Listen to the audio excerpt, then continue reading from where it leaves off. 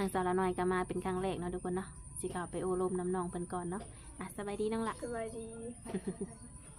โดยมาพบมาพอกันเป็นครั้งแรกเนาะเพิ่นเอ่ยสิถามซื้อน้องละมีซื้อว่าแนวใด ชื่อมิว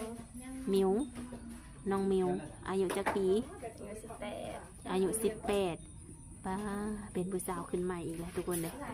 อายุ18ปีเคยมีครอบครัวบ่ บ่ บ่เคยเนาะสาวโสดยังบ่เคยผ่านการแต่งงานหรือสั่งครอบสั่งครัวมาก่อนเนาะโดยที่ผ่านมาน้องเคยโอลมผู้บ่าวบ่สัก เคย เคยอยู่เนาะทางเอ่ยแกสิขออนุญาตถามน้องละคือมื้อนี้นะทางน้องมาเปิดใจแม่นบ่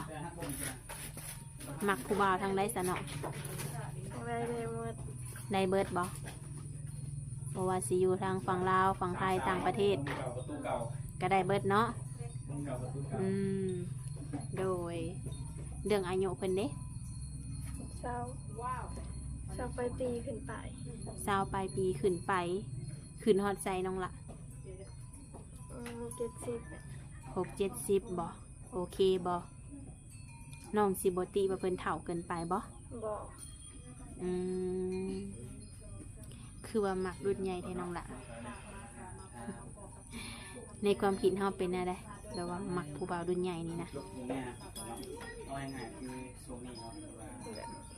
เพิ่นอาจจะเป็นผู้ใหญ่บ่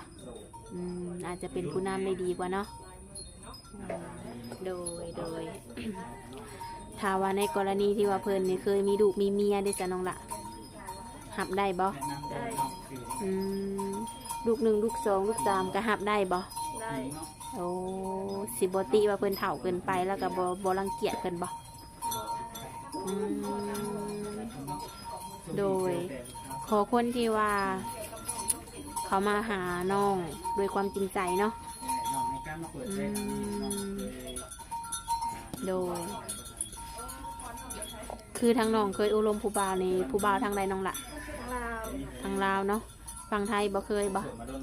เคย โอ้ผู้บ่าวไทยก็เคยล้มบ่ล้มรุ่นไหนน้องละรุ่นเดียวกัน เดียวกัน โดยแต่ว่ารุ่นใหญ่ยังบ่เคยล้มเนาะมื้อนี้ก็เลยถือว่าเปิดใจหารุ่นใหญ่ในสักน้อยเพราะว่ารุ่นเดียวกันนี่เคยอบรมแล้วเนาะก็ถือว่าไปกันบ่รอดเนาะ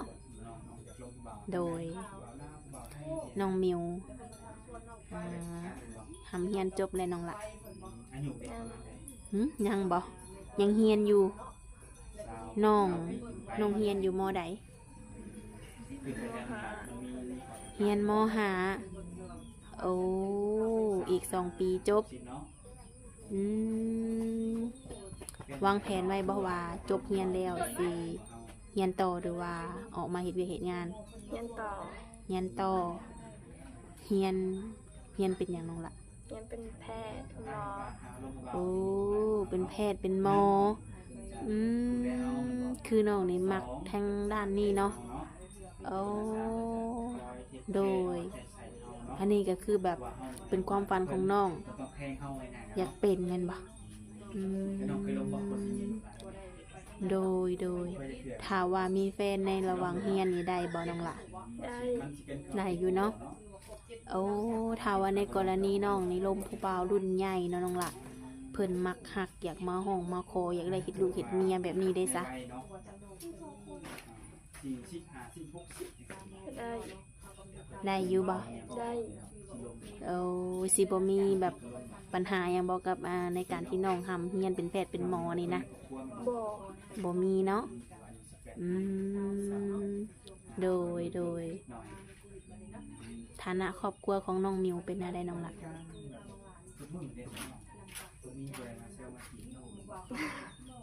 พออยู่พอกินหรือว่า พออยู่พอกิน พออยู่พอกินเนาะพอได้ใช้ได้จ่ายแม่นบ่โดยและคนที่สิเข้ามาหาน้องมิวต้องจำกัดบ่น้องหลาว่าต้องเป็นคนรวยสิเข้ามาจีบน้องนี่นะ บ่ คนแบบฐานะแบบไหนก็ได้เนาะ แต่ก็ได้หมด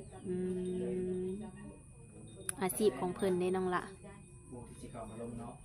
มักผู้บ่าวเฮ็ดเวียกเฮ็ดงานอาชีพหยัง อืมเฮ็ดอาชีพหยังก็ได้ อาชีพหยังก็ได้เนาะโอ้โดยเซาไห้เซานาเซาเราเซาแบบไร่สวนแบบนี้ก็ได้บ่ ได้ อืมก็ถือว่าเรื่องอาชีพของเพิ่นนี่บ่ติเนาะ บ่ เอาโดยน้องมีสเปคตายตัวบ่ บ่ บ่มีบ่ บ่ บ่ว่าน้องหลาผู้จบผู้งาม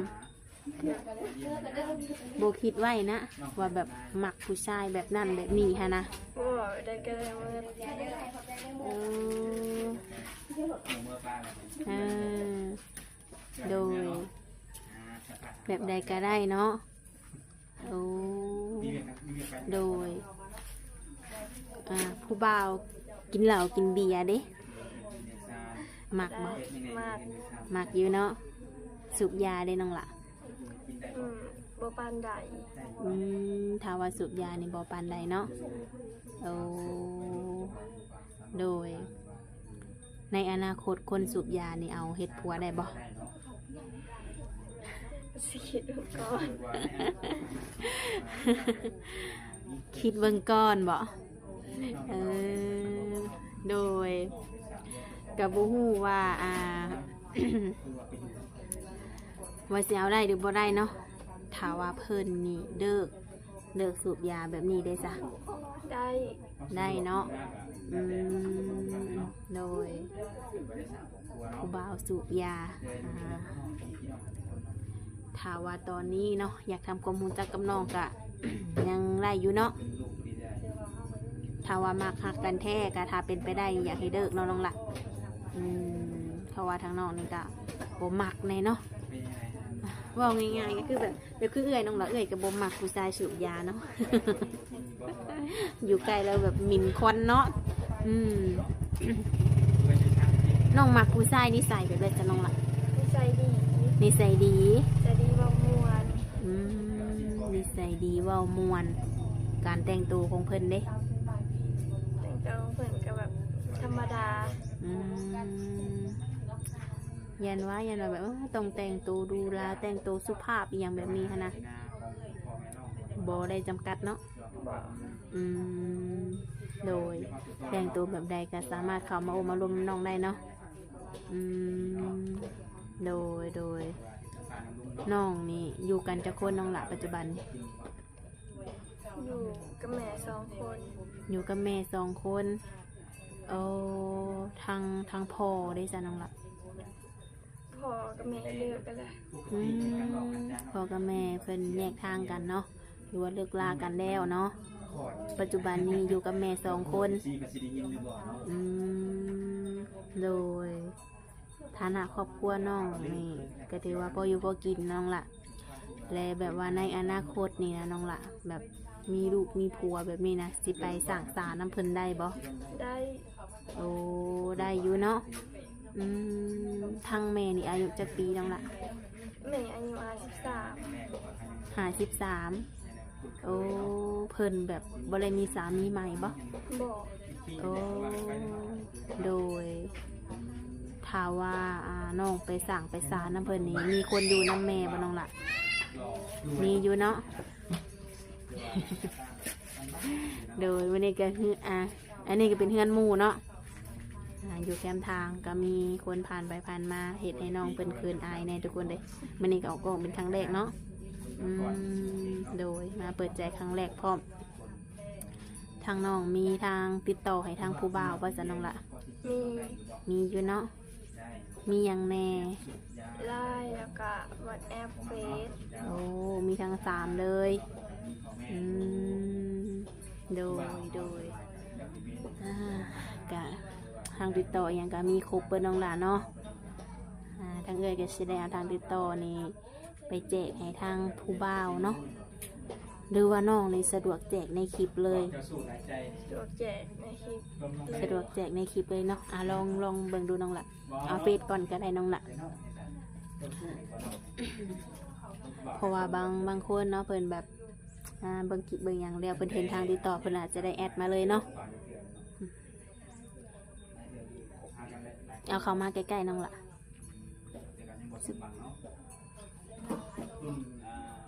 โดยไลน์ดูปันนี่เอาเป็น QR เด้อน้องหลาเด้อไลน์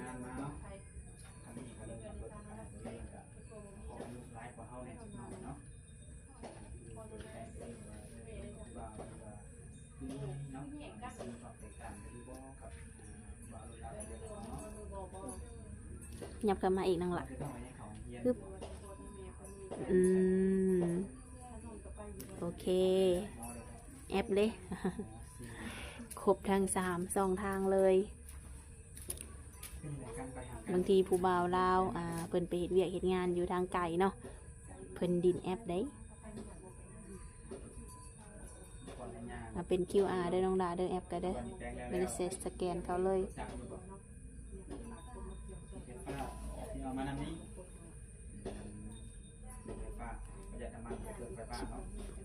เขามาอีกน้องละขึ้นอีกนิดนึงน้องละโดยโอเคน้องละไล่แล้วล่ะ โดยทางติดต่อแจกให้ครบไปทั้ง2 ทางเนาะก็มีแต่ว่าเพิ่นทักเข้ามาหาแล้วก็ให้ทางน้องนี่คัดเลือกเอาเองเนาะว่าผู้ชายแบบนี้น้องสิมักคักบ่สิโอเคบ่เนาะนิสัยใจคอเพิ่นเนาะน้องมักคนใจร้อนใจเย็นจ้ะน้องละมักคนใจเย็นมักคนใจเย็นตัวน้องเองเด้ใจเย็นหรือใจร้อนใจร้อนแบบเป็นไปตามอารมณ์แล้วแต่เบิ่งทรงน้องนี่คุยเก่งอยู่บ่น้องละบันไดเนาะเท่าที่ว่าเอื้อยสัมผัสหรือว่าเฮาโอลมกันเนาะเป็นคนที่แบบว่าบ่คอยเว้าจาเก่งเนาะแต่ว่าคันว่าอยู่น้ำหมู่สนิทคือกันนี่จ้ะเว้าเก่งอยู่บ่เว้าเก่งถามว่าลมผู้บ่าวนี่สิเว้าเก่งอยู่บ่น้องล่ะ ถ้าลงไปเดินก็เว้าเก่งถ้าลมแรกๆก็อาจจะบ่ปานใดเนาะ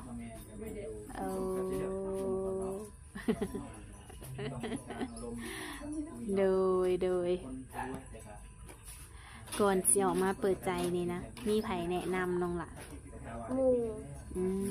หมู่เพิ่นแนะนำคือหมู่เพิ่นก็เคยเปิดใจเพิ่นก็เลยแนะนำว่ามาเปิดใจหาคนโอบคนดมเนาะแต่ว่าน้องนี่พร้อมสร้างครอบครัวในอายุจักปีน้องล่ะเรียนจบประมาณ27-28ป้า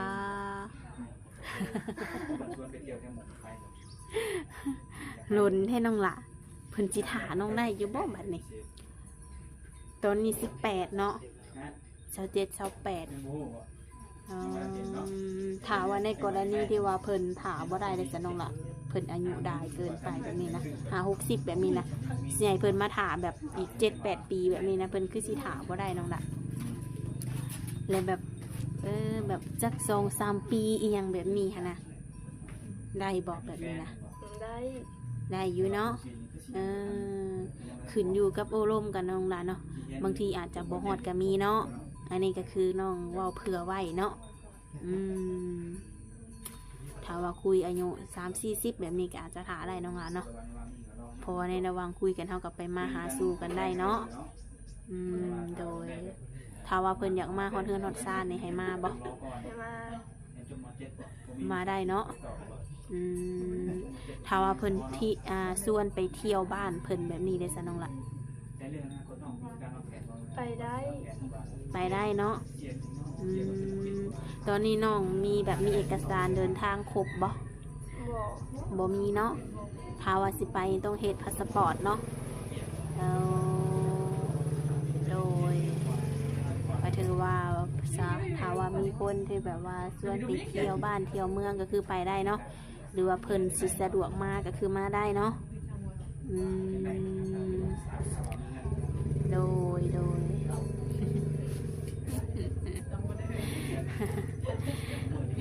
ก็เห็นแต่รอยยิ้มน้องนี่แหละทุกคนเลยกับบอตี้น้องเนาะเพราะว่าออกกล้องครั้งแรกเนาะอายแน่นอน บ่แม่นแต่น้องเนาะทุกคนเลยก็ทุกคนที่ว่าออกกล้องครั้งแรกก็อายแบบนี้แหละ โดนๆไปก็สิ้นน้องหลานเนาะคือในการอบรมกันนี่นะน้องใส่เวลาจักเดือนน้องหลานจังสิตัดสินใจแบบคบหาเป็นแฟนนี่นะ 2-3 เดือน 2-3 เดือนเนาะโอ้ถ้าว่ามั่นใจนี่ตัดสินใจคบหากับเพิ่นถ้าว่าเพิ่นให้ปิดใจก็ปิดบ่ปิดเนาะถ้าว่ามั่นใจได้เนาะว่าเพิ่นนี่สิสามารถดูแลเฮาได้เนาะมักหักกันก็ถือว่าปิดคิดปิดใจกับเพิ่นได้เนาะ โดยก็โอเคน้องหลานเนาะมื้อนี้ก็ทั้งเอ่ยก็มาสัมภาษณ์เป็นครั้งแรกเนาะในการอบรมกันก็อาจจะคัดของแหน่สักหน่อยเนาะหรือว่าอาจจะมีเสียงแทรกซ้อนเข้ามาทางสาวน้อยก็ต้องขอโทษขออภัยนำ FC เบิดทุกคนเด้อจังใดกันเนาะเป็นกำลังใจให้ทั้งน้องเนาะในการทำเฮียนหรือว่าให้เจอคนดีๆเข้ามาในชีวิตเนาะน้องละสามารถดูแลครอบครัวเขาได้เนาะ โดยไว้พบพ่อกันในคลิปหน้าเด้อน้องละเด้อโดยสบายดีน้องละ ไว้ที่